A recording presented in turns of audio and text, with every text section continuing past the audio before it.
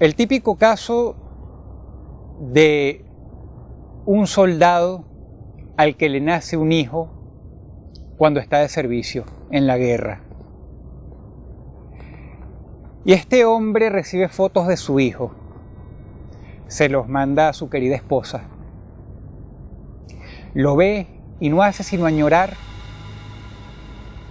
estar con él, jugar con él.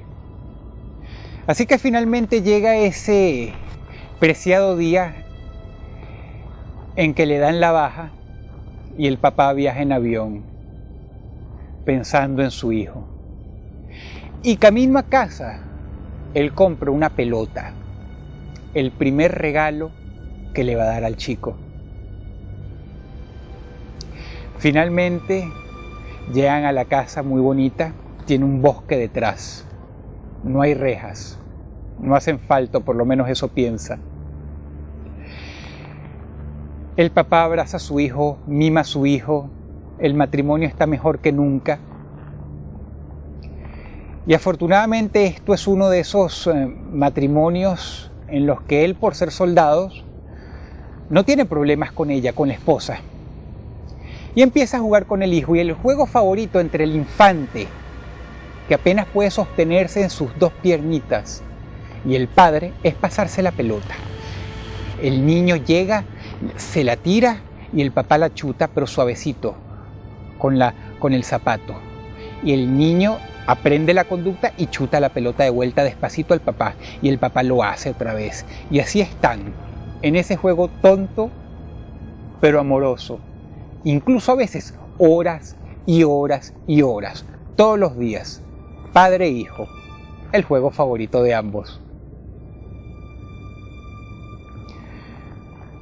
Pero sucede que en un día muy caluroso, era pleno verano, el papá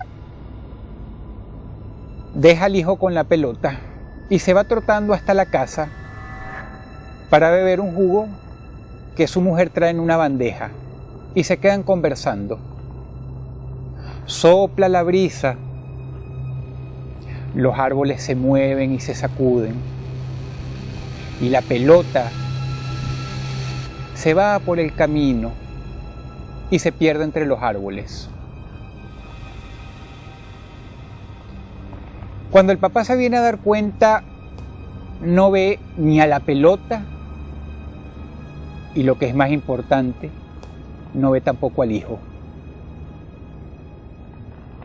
Corre a buscarlo y estalla el terror porque no lo encuentra. Y sigue buscando, y sigue buscando, y ya la mujer se pone a llorar, y llama a la policía, y vienen los amigos. Pero lo único que logran recuperar es la pelota. El niño desaparece, y eventualmente, como sucede después de un tiempo, se le da por muerto.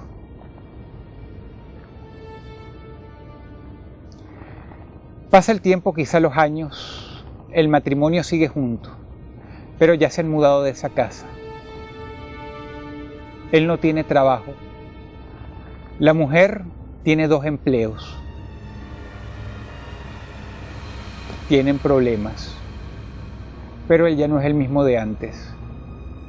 Porque él, menos que ella, superó la muerte de su hijo. Y no podía lidiar con el hecho de que tuvieron que enterrar un pequeño ataúd con piedras adentro. Llora a solas, no quiere que la mujer lo vea. Y de todas maneras, casi no lo ve porque ella está siempre afuera, mientras él colecciona cartas de rechazo a cada empleo por el que intenta aplicar.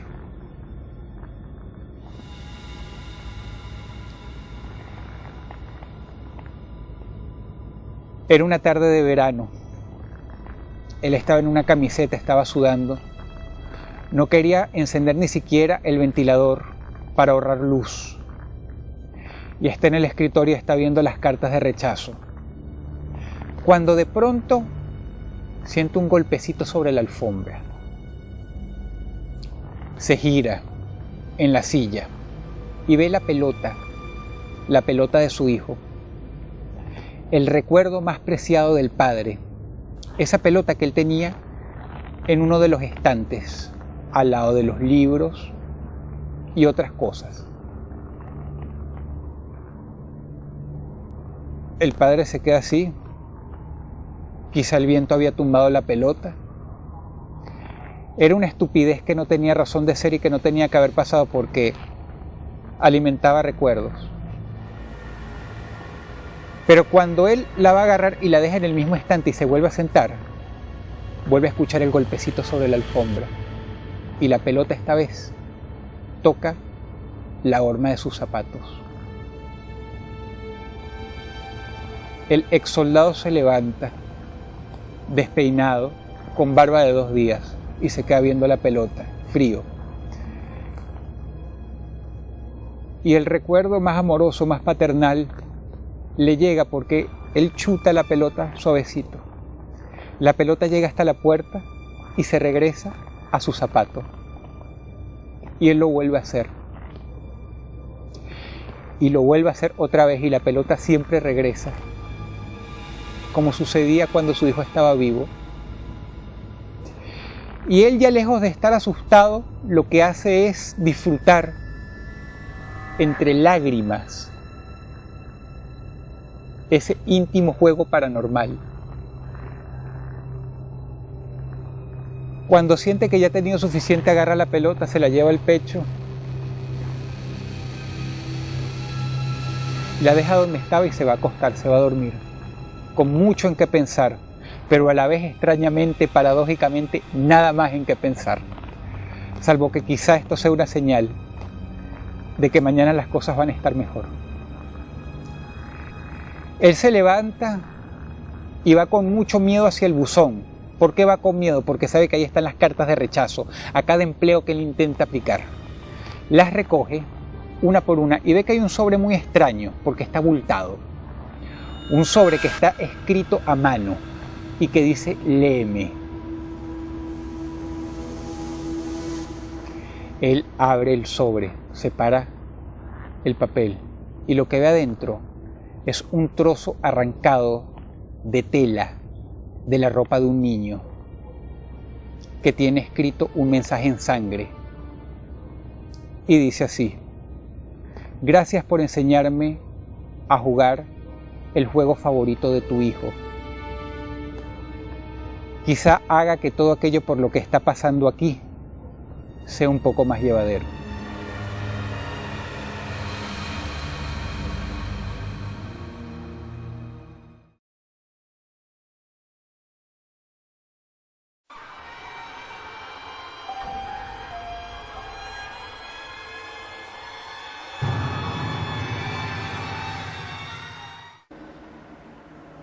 La Segunda Guerra Mundial había terminado, Europa estaba en ruinas y el mundo había cambiado irremediablemente.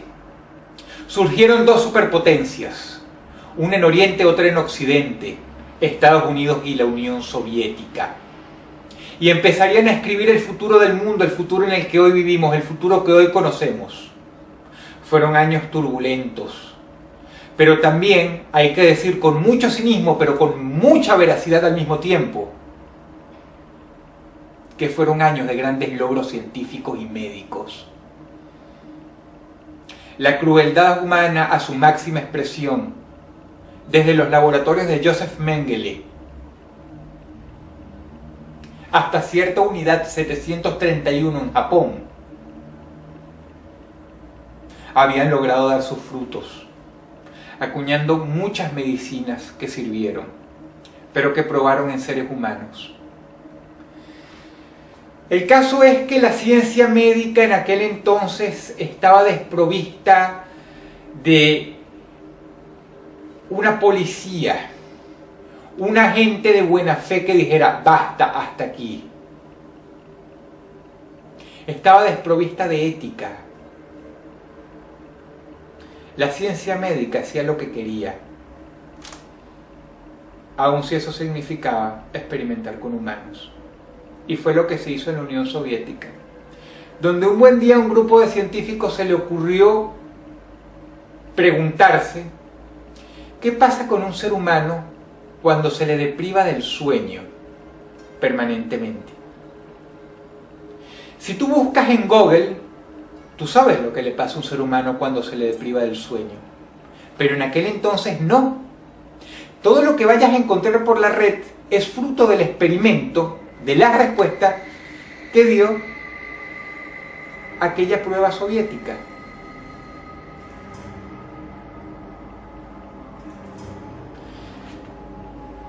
Tomaron un grupo de 5 prisioneros de guerra y se les endulzó el oído. Si ustedes se prestan para esto y son obedientes y colaboran y responden a las preguntas de los científicos, de los doctores, y son mansos y buenos, los vamos a liberar, los vamos a dejar irse. Ya no van a ser prisioneros de guerra, se van a poder ir. Y por supuesto estos 5 pobres diablos accedieron.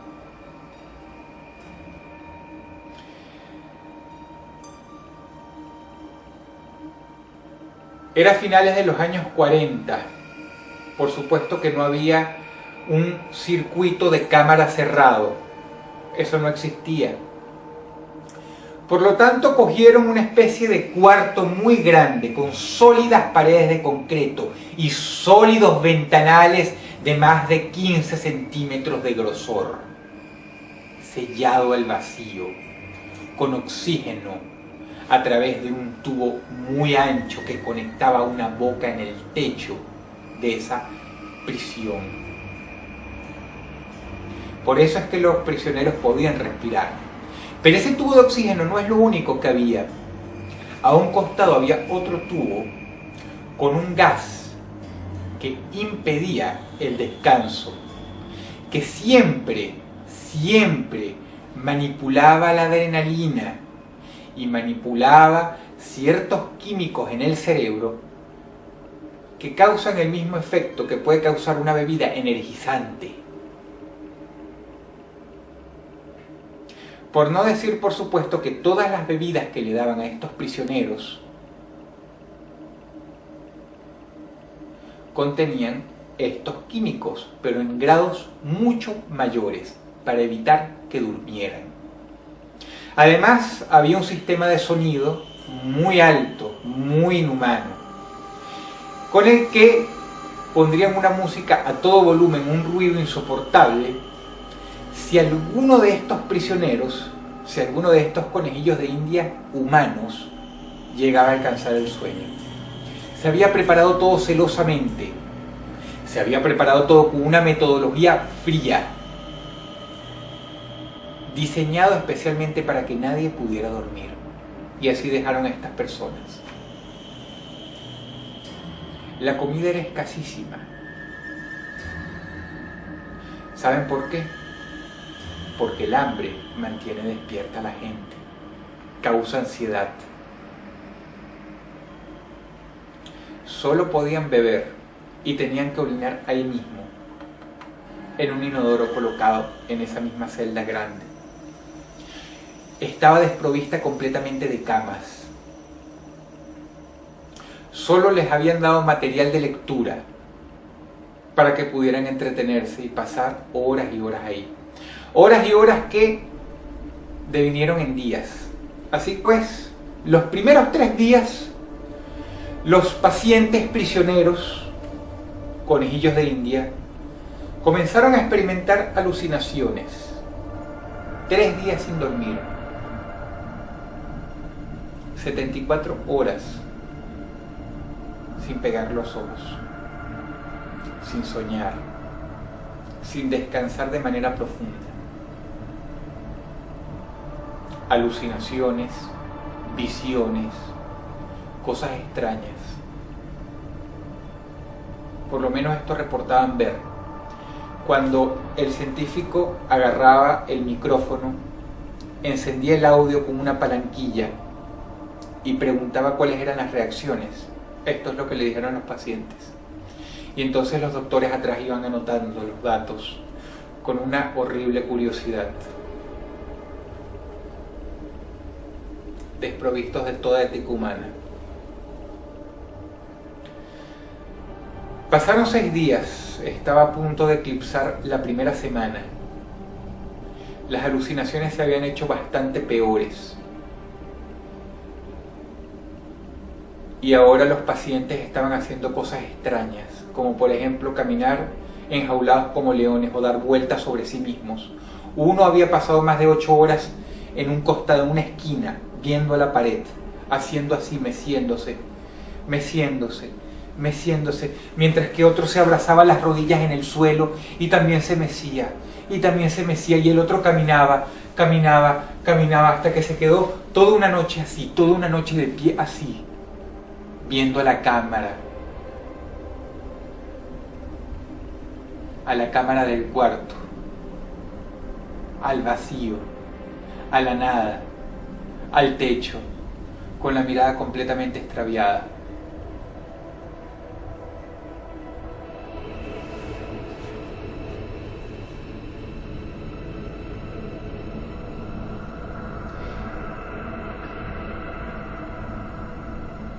Se empezaron a escuchar sonidos extraños en esta celda, sala, cámara, como quieras llamarla. Ya habían pasado 8 días y los prisioneros le estaban pasando muy mal. Y ya no colaboraban con los científicos. Ya no les importaba. Ya estaba claro, de hecho, que todo había sido un gran engaño. Los iban a dejar morir. Iban a llevar el experimento hasta sus últimas consecuencias. Pero entonces, en la mañana del 10º día, pasó algo muy extraño. Se rebelaron de una manera muy inteligente. Parece ser que a pesar de la locura, ellos podían pensar muy bien todavía. Así que arrancaron las hojas de sus libros y usando heces fecales como pegamento, las pegaron contra el vidrio para que no pudieran ver lo que pasaba dentro.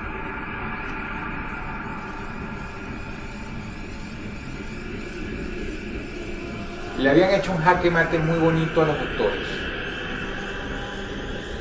quienes no querían detener el experimento. Así que empezaron a escuchar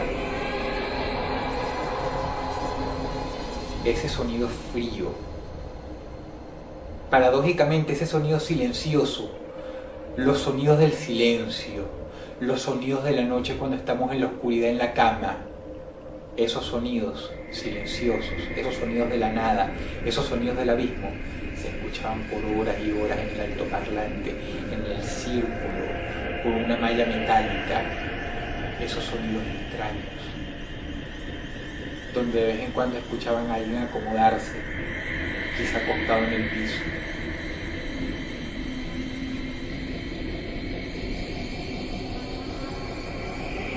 Habló uno de los doctores, uno de los jefes, y dijo: vamos a abrir la puerta, por favor colaboren, porque de así hacerlo vamos a liberar a uno de ustedes. Acompañado por 2 soldados, el hombre fue y abrió la recámara.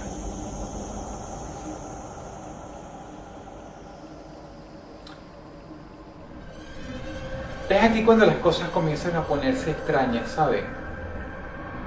Es aquí cuando lo que sucedió aquella vez desafía toda la lógica posible.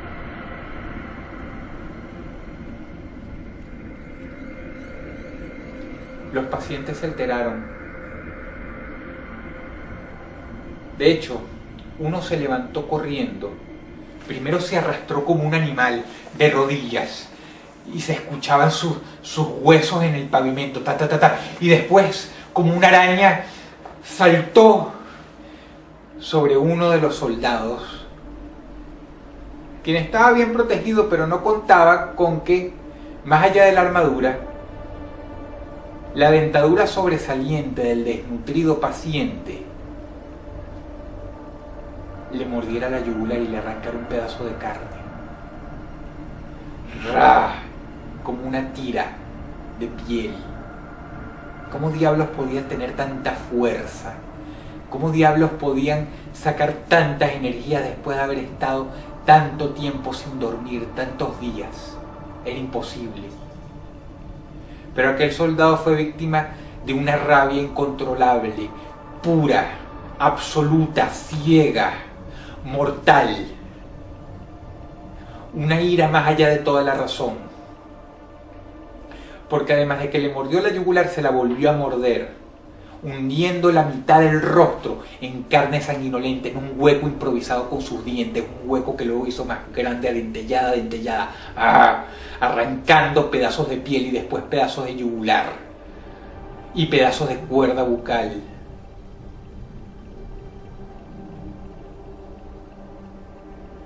El doctor, lleno de sangre, salpicado, gritó histérico, mientras que los demás soldados ejecutaron a este hombre.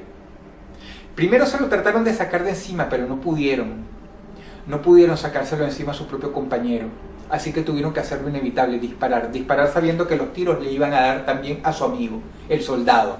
Porque no había forma, eran casi uno, estaba muy pegado a él y tenían armas potentes. Pero estaba dejando a este compañero en tal estado que era mejor sacrificarlo por pura humanidad, por pura piedad. Retiraron los dos cuerpos, mientras que los 4 pacientes restantes estaban todos de pie, pegados a una pared mirándolos fríamente.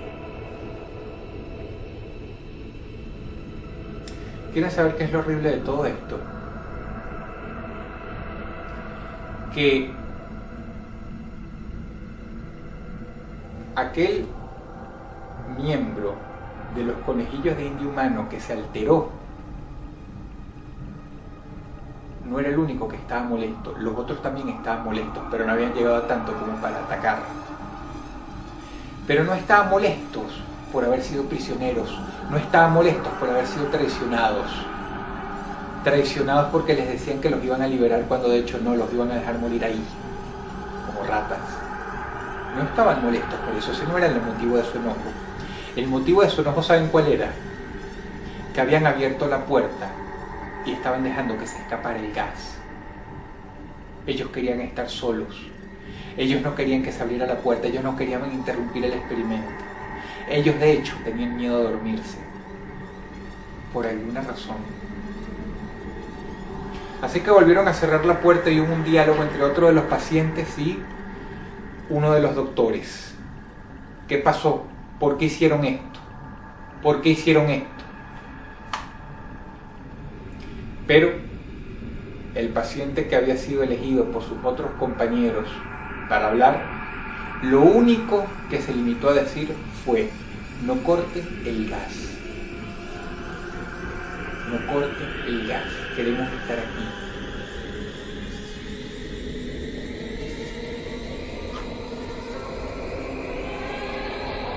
La vida de un soldado no es nada. Así que la junta militar que gobernaba Rusia, en aquel entonces la Gran Unión Soviética, no tuvo problemas por uno de sus directivos en que los doctores continuaran el experimento. Así que pasaron 20 días. 20 días en los que, por supuesto, los soldados que habían entrado aquella vez en compañía con el científico no habían limpiado el cuarto. Así que las hojas seguían pegadas al vidrio. Y los doctores no sabían qué estaba pasando adentro. Habían pasado ya 20 días.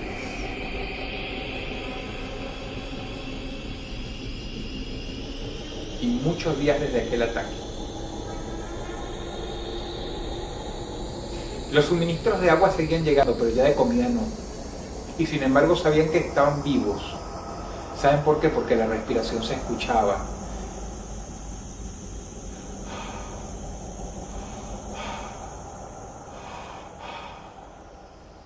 La respiración de los pacientes se escuchaba, y se escuchaba por aquella rendija de audio cerca del micrófono.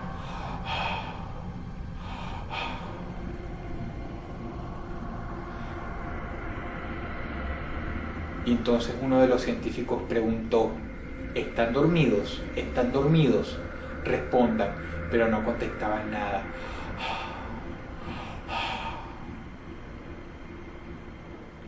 Fue así como se animaron a volver a abrir la puerta para ver qué había pasado, en qué condiciones estaban los pacientes. Esta vez habían más soldados, esta vez estaban mucho más a la defensiva, mucho más asustados los pobres chicos. Oh, desearían no haber abierto esa puerta una segunda vez, porque esta vez fue peor. Pero no porque hayan atacado a nadie, sino porque se dieron cuenta de que ahorita los pacientes estaban uno al lado del otro acostados en el piso y se habían empezado a arrancar con los dientes partes del brazo ordenadamente, tiras de carne.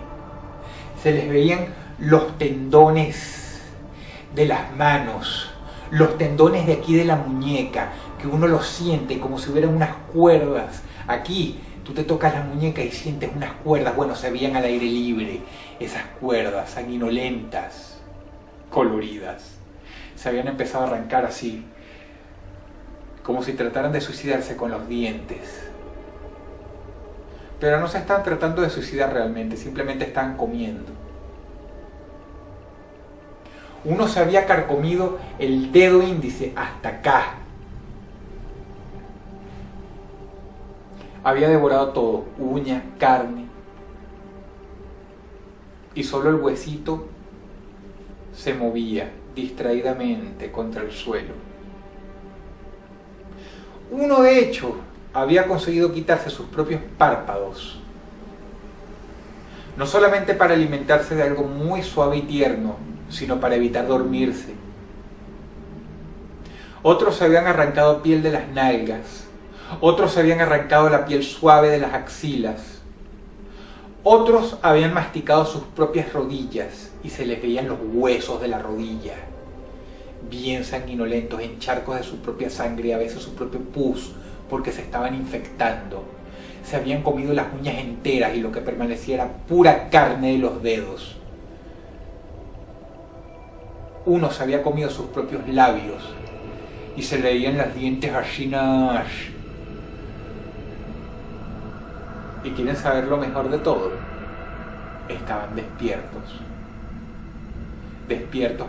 haciendo así con los ojos, viéndose unos a otros, o viendo al techo. El que no tenía párpados movía los globos oculares, resecos, a todas partes, pero estaba despierto.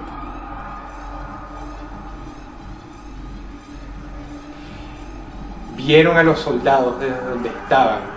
Tenían muy pocas energías para confrontarlos. Uno de estos milicos vomitó, otro se puso a llorar y se fue. El científico estaba consternado. Así que ordenó lo que fue un grave error. Vamos a removerlos de aquí del cuarto, porque creían que ya eran inofensivos.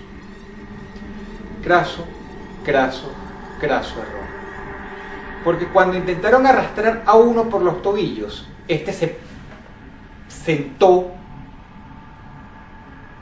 de culo en el suelo y se le echó encima al soldado, quien perdió los dos ojos, porque le hundió los pulgares hasta los nudillos adentro.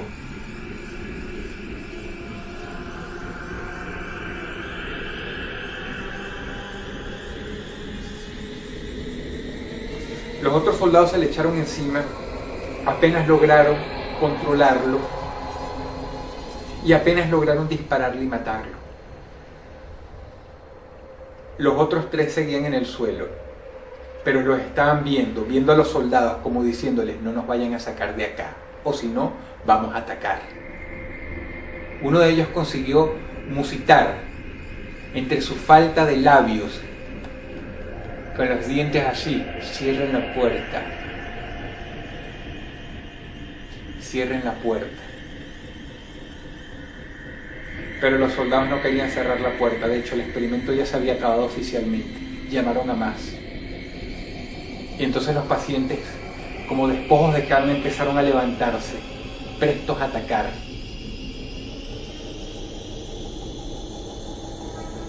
Así que los soldados los fusilaron. Les dispararon sin piedad, con más miedo y terror que sangre fría. Uno estaba en el suelo ya desangrándose, regurgitando sangre, moqueando, limpiándose las comisuras de la boca con la lengua, una lengua larga y roja, los ojos enrojecidos, respirando profundo, no para intentar ganar aire atragantado con su sangre, sino para intentar absorber el gas que los mantenía despiertos. De hecho, él, moviéndose con los músculos y los huesos de la espalda, fue arrastrándose boca arriba hacia la ranura de ese gas para respirarlo, dejando un rastro de sangre de varios metros que había dejado su cuerpo desde donde estaba en el suelo con un disparo en el estómago hasta allá, la esquina de la pared. El científico, anonadado, horrorizado más allá de las palabras, simplemente consiguió gemir. ¿Qué diablos eres? ¿Qué diablos eres tú? Entonces el paciente movió sus ojos y lo vio de una manera divertida, ya en el cenit de su muerte, y le dijo: soy la locura, soy aquello a lo que tú temes, soy aquello a lo que tú tienes horror, soy aquello que reside en tu cerebro, en los estados más abisales del mismo. Soy aquello que está impreso en tu mente, aquella forma de ser humano que jamás se ha ido, que sigue ahí en alguna capa profunda de la psique. Soy la locura, soy la locura.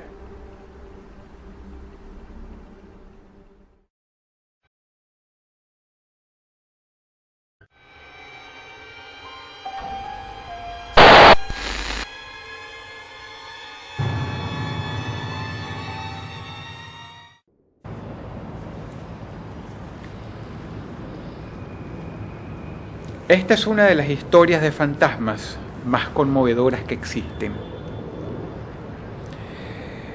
Y lo terrible y lo mórbido que tiene es que no le sucedió a una mujer o a un hombre, sino a un niño hace ya muchos años. Su familia venía de la clase media baja. Habían conseguido mudarse a una casa de 2 pisos, que tenía 3 cuartos. Uno de estos cuartos estaba siendo utilizado como lugar para colocar todas las cosas, todas las pertenencias que tenían. Los 2 niños dormían juntos en una litera, pero uno era 5 años mayor que el otro. Estaba entrando en la pubertad y con ello nuevas exigencias. Quería su privacidad, quería su espacio, quería su cuarto. El hermanito chiquito no le importaba dormir con el grande en la litera. Al fin y al cabo, se sentía acompañado por la noche, pero tuvieron que tomar el cuarto donde guardaban todas las cosas, vaciarlo y adaptarle una habitación. Al hermano grande le compraron su propia cama y al chico, como premio de consolación, le dejaron tener la litera para él solo y podía dormir en la cama de arriba, cosa que a un niño le emociona mucho, le gusta. Poder verlo todo desde arriba, en su propia colcha. Así que bueno, pegaron la litera a una pared, le improvisaron un cuarto humilde pero bonito y quedó para él. Poco sabía este niño pequeño que lo que sería aquella noche vendría a ser la primera de una serie de eventos horribles en su vida. Había llegado de la escuela, había desempeñado su día normal, ya eran las 10 de la noche, se tenían que ir a dormir. El niño contempló por primera vez su cuarto en la oscuridad. Era estrecho y un poco elongado. Tenía una ventana. Su mamá le dio el beso de las buenas noches. Él se acomodó y quedó en la oscuridad cuando la mano de la mujer pasó el switch de luz.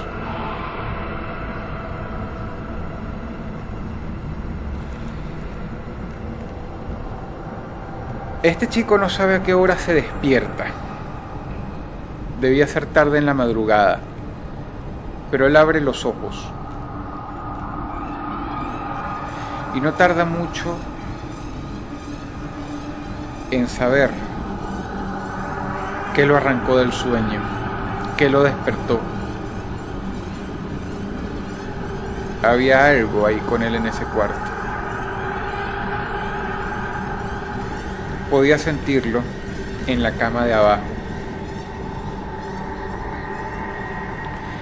La noche tiene muchos ruidos extraños, la madera que cruje, las paredes que suenan, pero este ruido no era de la noche. Este ruido era legítimo porque algo lo estaba ocasionando. Era el ruido de sábanas moviéndose. Sábanas moviéndose en la cama de abajo. El corazón del chico empezó a latir, cada vez más fuerte, y empezó a pensar, ¿será que mi hermano se habrá venido a dormir aquí? Él no se atrevía a asomar la cabeza para ver para abajo. Algo muy profundo dentro de sí le decía que no lo hiciera. Tenía miedo, era un niño. Pero no podía ser el hermano. Él lo sabía en el fondo. ¿Será el gato? La puerta estaba cerrada. ¿Será que el papá o la mamá lo había dejado pasar durante la noche? Pero eran sábanas moviéndose. Y se movían cada vez más fuertes. Hasta el punto que el niño reconoció un sonido. El sonido de alguien quitándose las sábanas y sentándose sobre la colcha. Él rápidamente lo asoció con que lo que fuere que sea lo que estaba abajo, sabía muy bien que él estaba despierto y estaba preparado para confrontarlo, cara a cara. El niño se tapó los ojitos y empezó a gritar con todas sus fuerzas.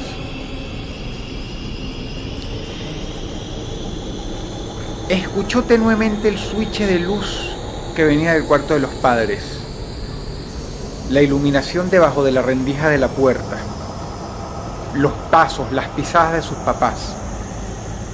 Sintió un alivio muy grande, pero a la vez horror al saber que aquella cosa que estaba abajo no se había ido sino hasta el último segundo en que el papá abrió la puerta.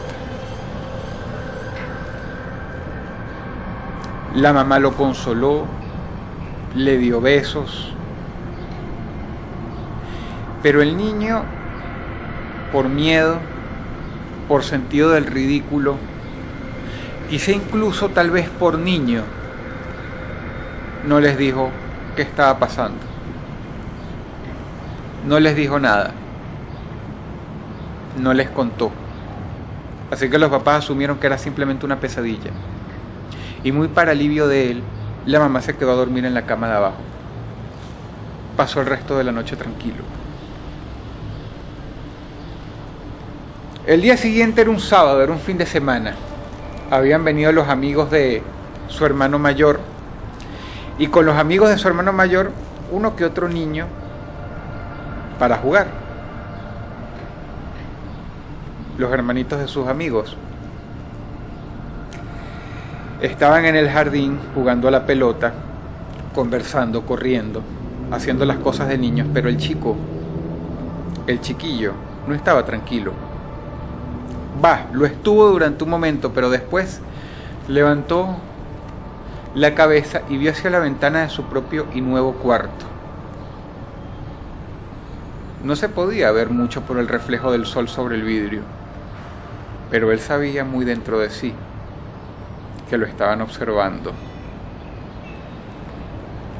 que algo estaba dentro de su cuarto y que ese algo seguía atentamente todos sus pasos, por lo menos mientras lo permitiera mirarlo desde ahí. Esto lo perturbó mucho, pero tienen que entender una cosa. Ustedes pueden comprender cómo se sintió él cuando llegó la noche, y con la noche llegó la hora de dormir. Estaba en el fondo del pasillo mirando la puerta de su propio cuarto, un pobre niño, con las manos juntas entre sí y con los ojos más circunstanciales viendo a la puerta.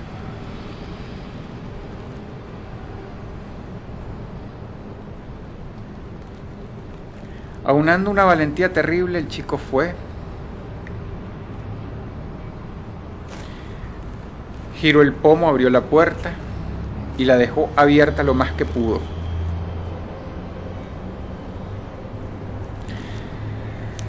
En una escena hermosa pero triste, el chiquito se trepó en las escaleras y se arropó.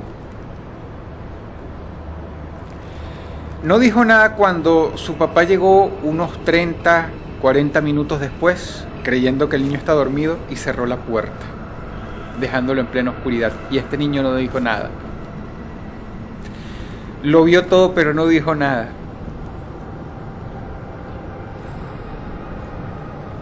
Obviamente no pudo dormir. Y se quedó hora tras hora tras hora rumiando, hasta que entonces comenzó nuevamente. Y cuando comenzó nuevamente, su corazón dio un vuelco, porque era un niño, tenía la esperanza de que no pasara esa noche, de que no sucediera más, pero sucedió. Y esta vez no fueron solamente sonidos de sábanas debajo, de una cama perfectamente hecha que él había visto vacía antes de treparse. Esta vez, lo que fuera que estaba abajo, estaba dando vueltas, como si fuera un niño teniendo una rabieta, vueltas violentamente, y se giraba y hacía ruido y movía la litera de lado a lado. Escuchaba el crujido de la madera, los golpes contra la pared. El niño estaba llorando, gimiendo, sollozando, agarrado con fuerza.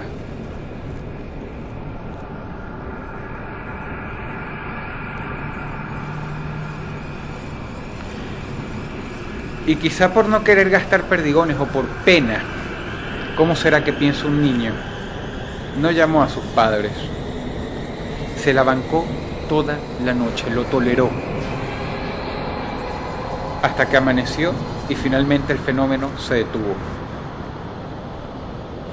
Pero lo que les he contado hasta ahora no es nada en comparación a lo que sucedió pocos días después. Pocos días después, la presencia debajo de su cama no se contentó con simplemente moverse de manera violenta, porque el niño acostado sintió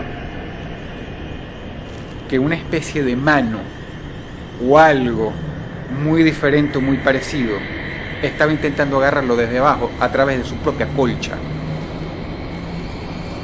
Él lo sintió en el estómago. Algo estaba levantando una especie de mano y había formado un bulto sobre su propia colcha. Y después comenzó a dar golpes desde abajo. El niño se sentó, respirando con fuerza, con el rostro anegado en lágrimas, sintiendo y viendo cómo aquella cosa daba puñetazos desde abajo. Y en un ataque de rabia y de valor, él le dio un golpe a su propia cama. Grave error. Eso no hizo sino empeorar bastante el problema.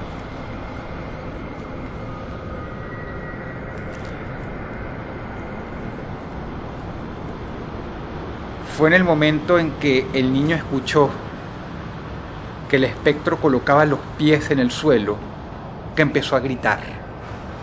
¿Y por qué empezó a gritar? Simple, porque cuando escuchó unas pisadas en el suelo, él asumió que aquella cosa se iba a poner de pie, se iba a levantar y lo iba a ver cara a cara.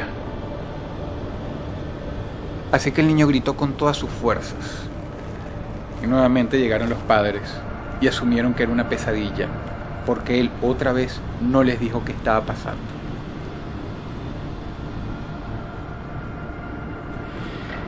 El niño toleró esto noche tras noche hasta que llegó el fin de semana, y en un acto hermoso de inteligencia, el chico decide resolver sus problemas solito, como un hombre. Se coloca así como un pequeño vaquero, viendo la litera con miedo, explorándola de manera científica, y entonces él resuelve. Arranca la almohada de la cama de abajo, arranca las sábanas, quita la colcha, coloca su caja de juguetes encima, coloca una consola de videojuegos encima, aunque no hay enchufe donde conectarla, no importa, coloca todos sus juegos de video encima, coloca todo lo que consigue encima y pone una silla. Cuando la mamá llega y ve eso, le pregunta: ¿qué estás haciendo tú? Y el niño dice, muy inteligente: estoy tratando de hacer mi propia oficina. Quiero tener mi propia oficina. La mamá se ríe y lo consigue adorable. Pero la intención era clara: no le iba a dar un lugar donde dormir al espectro esta noche. Así fue que improvisó su solución. Escondió la colcha, las almohadas, las sábanas en el closet, en el armario, así las tiró adentro.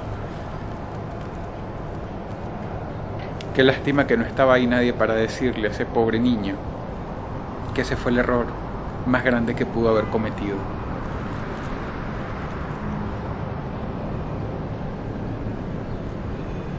Llegó la noche. Él estaba impaciente, despierto, pero nada sucedía. A pesar de que él no podía ver ningún reloj, él ya tenía calculado biológicamente el tiempo, pero el espectro no aparecía, o lo que fuera que había ahí no aparecía. Así que se quedó dormido. Pero muy tarde en la madrugada, en la espesa noche, se despertó. Y se despertó no porque sintiera algún ruido, no porque sintiera algún golpe.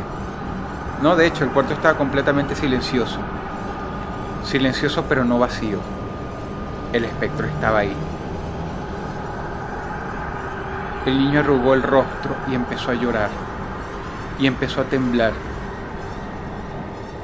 Y se mordió los labios hasta hacerse daño intentando no sollozar. ¿Saben por qué?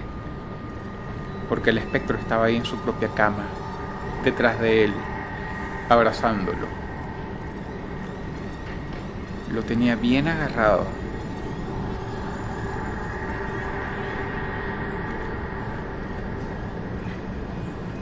El niño supo instintivamente que lo mejor era hacerse el dormido.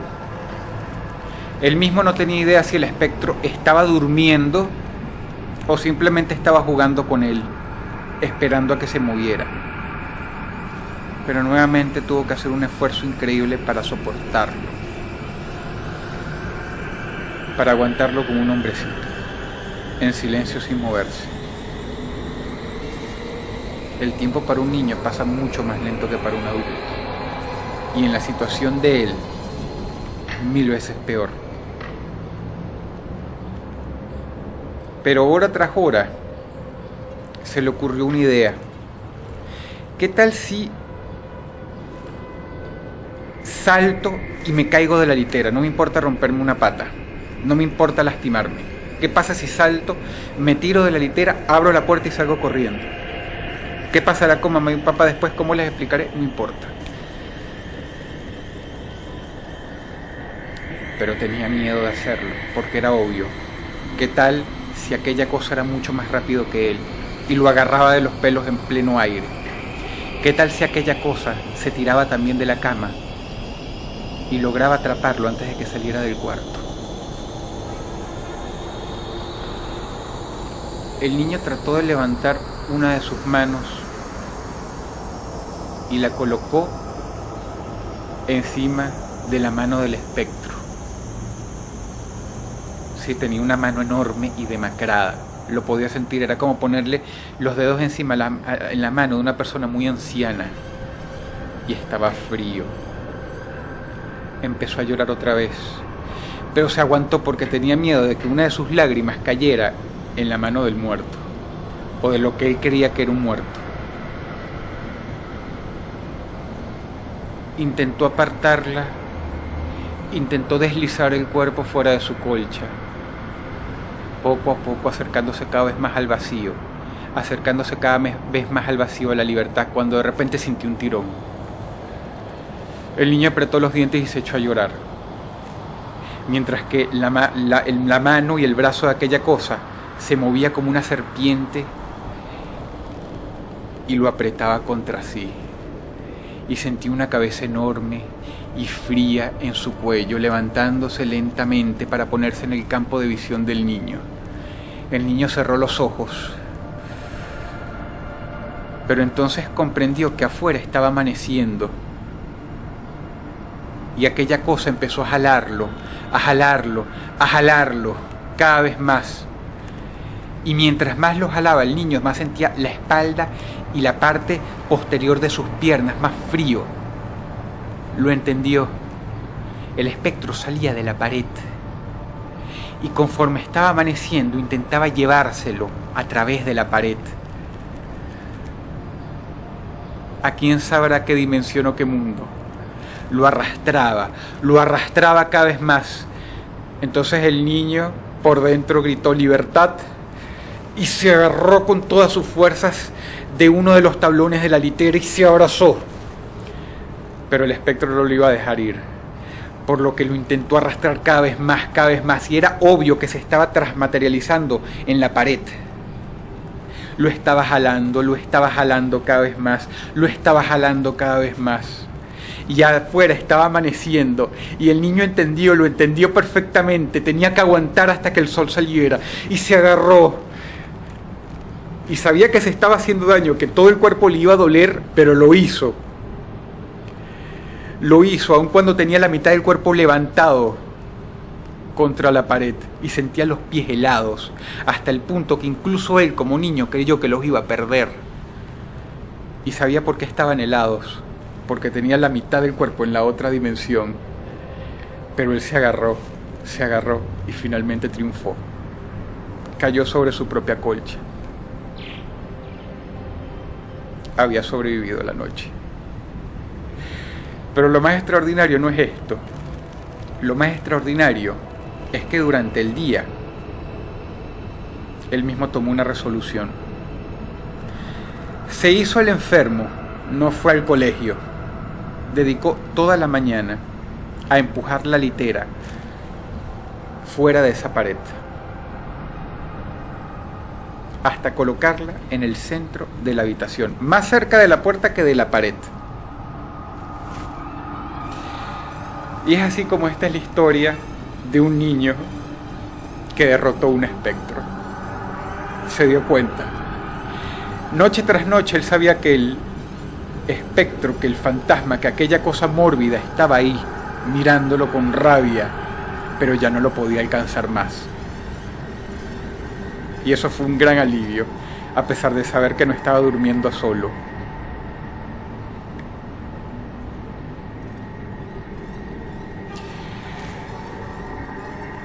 Pasó un año y este espectacular niño cambió de cuarto. Los papás decidieron que ellos no necesitaban una recámara tan grande, así que hicieron un switch y tomaron el cuarto del niño. La pareja nunca reportó que había un espectro, por lo menos nunca se lo confesó a los niños después de dormir varias noches ahí. Pero en una semana, misteriosamente, los papás decidieron mudarse de esa casa.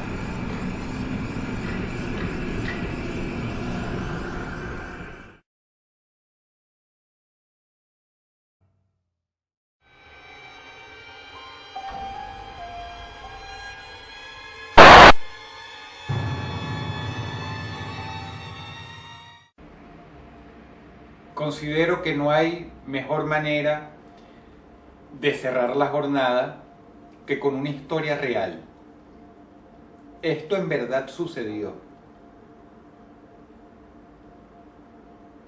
¿Ven las imágenes que están en pantalla ahora mismo? Quiero que les echen un muy buen vistazo.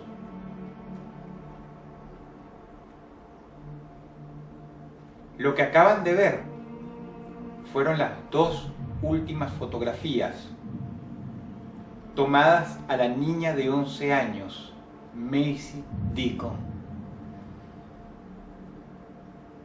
Los Deacon eran una familia muy pudiente que vivían en el sur de los Estados Unidos. Esto sucedió en pleno invierno. Tenían una casa colonial enorme con un jardín gigantesco. Los árboles estaban secos, las plantas muertas, el cielo gris. E Isabel Deacon, la hermana mayor, pilla a su hermanita hablando sola desde la ventana de su cuarto. La mujercita la ve, se asoma, aparta un poco la persiana y mira a su hermana hablando sola en el patio trasero. Le causa gracia, la hace reír, una de las excentricidades de su hermanita. No solamente porque la pequeña Macy no simplemente estaba hablando sola, estaba discutiendo, estaba teniendo una acalorada charla con un amigo imaginario, o por lo menos lo que la hermana mayor juzgaba como un amigo imaginario, lógicamente.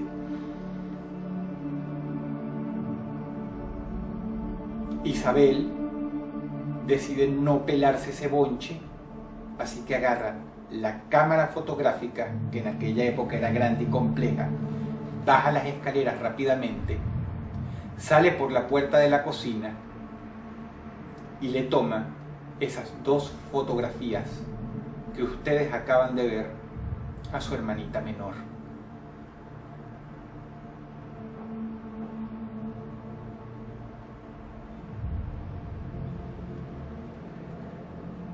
Isabel Deacon describiría entonces que sintió una fuerte brisa por detrás, como cuando nos despertamos de golpe, como si algo estuviera corriendo detrás de nosotros. Se siente como un brío, algo acercándose rápidamente, y cayó desmayada.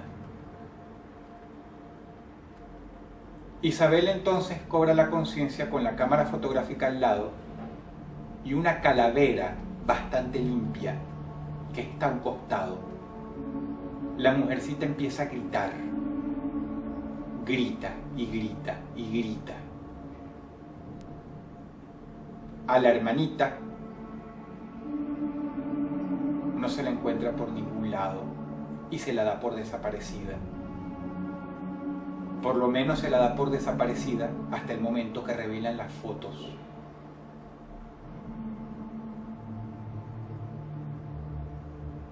Este es uno de los misterios más horribles que hay. Pero se cree que la calavera que aparece en la fotografía,